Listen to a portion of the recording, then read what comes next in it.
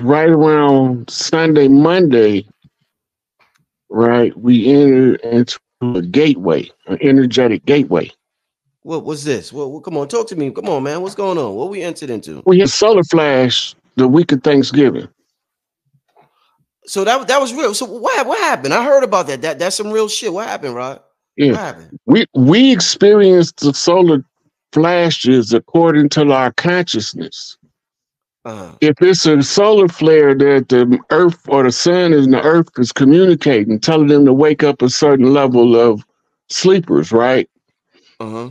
The ones that's already woke will go through what's called the slumber.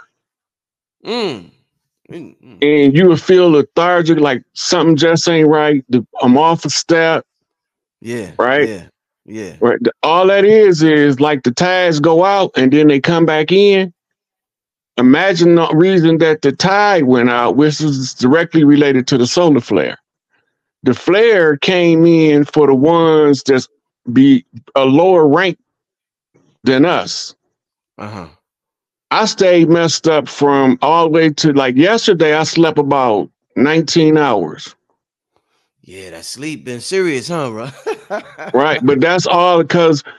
Okay, so it's imagine we running a team race. We got a team running. Right. The ones that's leaving a team behind energetically slow down for the rest of the team to catch up. Oh. Right. So that's like a metaphor to look at the energy, how to read the energy, because we can only read it according to our understanding of the 3D reality. Right. So all this energy transfer got to be explained in terms that regular people in 3D can wrap their brain around to facilitate a higher consciousness. Uh-huh. So when we use the scenario of the race or the receding tides, this is something people familiar with. Uh-huh. Right? But it's all energy. Everything is energy. Right? Which takes us to it's a couple of things that they don't consider when they tell you that angle of perception. Uh-huh. When you study anybody, like if you study the story of the Buddha, why do he call it enlightenment? Why? At some point, you get a flash of light. Mm-hmm.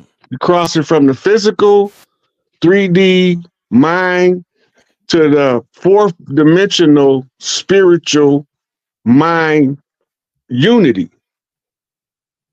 So collective consciousness, that's everybody thinking at the same time all over the world, all species of animals, great and small, creates what we call the collective unconscious, which is the subconscious mind of everything that's thinking at the same time. They all drawn from this prime reservoir of thought. 100 monkey effect. You had a show not too long ago with Bedell when he was telling you 85% of the people might be NPCs. You remember that? Right. Right. This is why the 5% poor righteous teachers is the only ones that can reach them. Right? The 1%ers know it.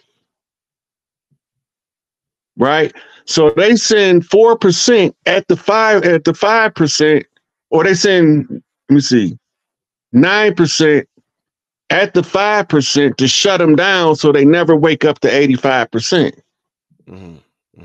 Right?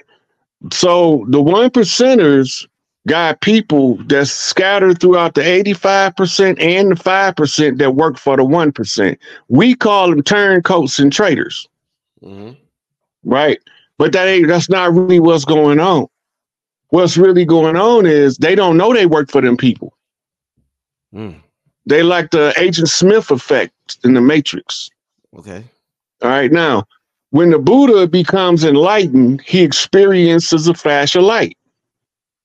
Everybody that died experienced the same flash of light. People that have near-death experience, they come back and tell you that they experienced the same flash of light. Their life is always changed after the event. It's always changed. It's never the same. They've been upgraded to another level. Well, when we get together and say enough is enough, the 5% pro-righteous teachers, that wakes up the 85% because they don't know which way to go if we don't show them the right way. The 5% is also called the poor righteous teachers because everything they do is about what's right. Whether you like it, whether you don't like it, whether you agree or disagree, if the poor righteous teachers all agree on it, they can only all agree if it's a righteous endeavor, a righteous act. Otherwise, the others of the 5%ers is going to correct them, and it's going to look like a murder of crows because they don't like the invaders, the imposters in the mix while they trying to deliver the 85% into a righteous future. But here go the problem. The 5% has to be instructed first, or they won't know what to do. Enter Clarence 13X, aka Father God Allah Pudding. Right? He told Elijah Muhammad, our culture is this tobacco. Our culture is that marijuana. Our culture is them boys on the street that don't nobody want to deal with. Right? So the only way we gonna ever take over, we need a dog in that fight. Right? Because we gonna rebel. We gonna rebel against the strict regimented structure of the Nation of Islam, except for a small few. Because they designed to hold a certain position in the community. They genetically engineered to follow Elijah Muhammad knowingly or unknowingly. And some of them are genetically engineered, knowingly or unknowingly, to be infiltrators, to come in and try to get as close to Farrakhan as you can to bring the nation down from the inside out. Farrakhan's job is to make sure that he got lions at every gate. You're not getting in here. Because they got in before, so Elijah had to let it all be destroyed. So Farrakhan can build it up minus the infiltrators. So now that he's did that part, he got to go to all of the tribes. The government called those tribes gangs, right? And he needed to throw up a smoke screen to allow us to all congregate on the land in the face of the enemy to show them that we all agree this shit over with, right? So what did he do? He called the Million Man March. All of this is geared to getting the 85% on the same page of something, right? That's why when I said free Larry Hoover, I had all them addendums beneath what that means. Free Larry Hoover means free Jeff Fort, Chief Malik Angel Bay. Free Larry Hoover means stop the violence on our children and our women, right? So when you get to adding this up, you could sum it all down into a single mission statement. Ain't no one of us greater than the rest of us, but if we incorporate the rest of us under the one that's supposed to be the spokesman, then everybody get on the same page. Now the 5% is heavy knocking, what they call guerrilla knocking, for the 85% to come out of the slumber. They'll never see it if you don't have people like Yaki Awaken. You don't have people like Phase One. Everybody think we're not gonna agree on everything because the chiefs got to be stubborn, hard-headed, and hard to handle if they're gonna hold their position. So everyone that was sent out here to inform our people of the redemption process is a poor righteous teacher. Now, I can go through all of the community and show you all of these tribes is, the poor righteous teachers, the leadership, the reorganization and restructure, but the soul trap becomes the issue. Because the illusion of a soul trap is leading you down into darkness. You can't get in here without knowing what you're coming here for. This is called a soul contract from point zero. Before you incarnate into the physical realm to come fight in this war, you have to agree to live the life that you're going to live when you get here, good, bad, or indifferent. You can't come here without that agreement. They can't flip you around on your agreement, but they can offer up somebody else of equal or higher standing in the community as a sacrifice to put an obstacle in your path. Use us against us. Right? But you can't get in here without getting the book of life at the beginning. Even the 9 NPCs, the 9-player characters, have a book of life. That's their predestined path. So, Rod, it doesn't matter if you go to that white light at your time of death. That doesn't have impact on what reincarnation. No. Okay. No. That's mythology. That's mythology. Yeah. That's something to conceal the truth with a barrier of fear. Uh-huh. The light came out of the darkness. Uh-huh. So why would the darkness fear going into the light? That doesn't even make sense. That's an oxymoron to me. This is the game of the gods. That's all it is. You said that with confidence. You That's said what that it like is. a god. You said that like a god. Look, when you go play Monopoly, you know that it's a game about real estate and business. Yeah. This is a plutocracy. It's a holographic video game. We somewhere else with headsets on. I'm just telling y'all inside the game to wake up to the game so they can't keep running the game on you, because they can't run it on you once you see it. And that's the trick, is to keep you, see, in the game, you got to have opposition. The chapter we coming out of is called Misery. Right? Mm-hmm. You hear them people that go out against Noble Drew Ali say that he plagiarized part of the Circle 7 from the Aquarian Gospel by Levi Dowling, which I'm going to get to that in a minute. But the other part is, it's a book called Unto Thee I Grant, The Economy of Life, that was taken from a Tibetan temple by the Rosicrucians. Right? And in that book, he get the chapter called Misery out of there. Well, where did these Tibetan monks that had the manuscript, where did they say it came from? They said it came from Egypt. So that means that it was part of what's known as the pyramid text. They tell you that it was written by Menhotep III, the first philosopher known to man. Right? But what is he telling you? Because we gonna be scared of the pain, but we gonna use the fear to inflict more pain up on ourselves in the name of ignorance. So we gonna continue to suffer until we can educate ourselves out of the matrix. How do you do that? Your brain is operating on the same principle that the computer is, your cell phone. There is apps, we call them sigils. You can write your own app. That means you can write the code. Right.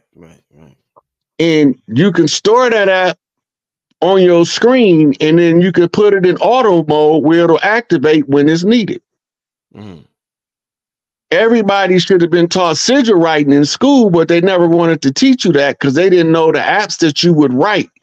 And the imagination of the child is so terrifying to the control system. Because the creativity of the child is the only remedy to break free from the control system. Right? So you gotta enjoy the game, even though it's a game of misery. But you don't got no emotions when you're not in the physical form.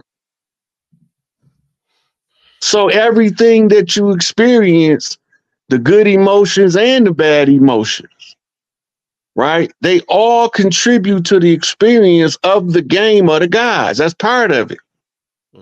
The highest expression of the game of the gods when you win is what they call sexual gratification or eternal bliss. Right? those are metaphoric terms to describe how to navigate this thing we call the matrix or the game of life, aka the game of the gods. Right. At the end, when everybody done, because everybody gonna do their own little thing, some gonna up, some gonna do something that's good. We're gonna exalt the good stuff, and we're gonna point the finger at the bad stuff and say, stay away from that. Right? Mm-hmm. But who gonna fix the bad stuff if they stay away from it? So the ones who come in determined to fix all of the bad shit is what we call the problem child. Because they always trying to experience the bad shit. Right? Yep.